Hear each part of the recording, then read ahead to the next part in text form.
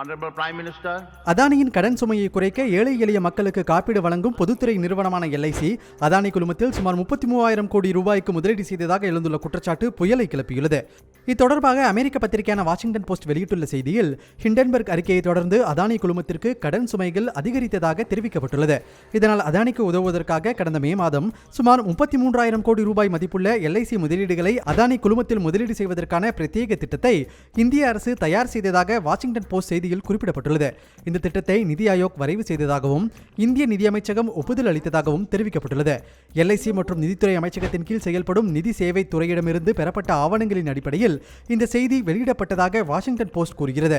இந்த விவகாரம் பேசு பொருளானதை அடுத்து அமெரிக்க பத்திரிகை செய்தி அடிப்படையற்றது, உண்மைக்கு புறமானது என்றும் நிர்வாக குழு ஒப்புதல் அளித்த கொள்கையின்படியே கவனத்துடன் அதானி குழுமத்தில் முதலீடு செய்ததாக எல்ஐசி விளக்கம் அளித்துள்ளது. பொதுமக்களின் பணம் தவறாக பயன்படுத்தப்பட்டுள்ளதாக குற்றம் சாட்டியுள்ள காங்கிரஸ் கட்சி இதுகுறித்து நாடாளுமன்ற கூட்டுக்குழு விசாரணைக்கு உத்தரவிட வேண்டும் என தெரிவித்துள்ளது.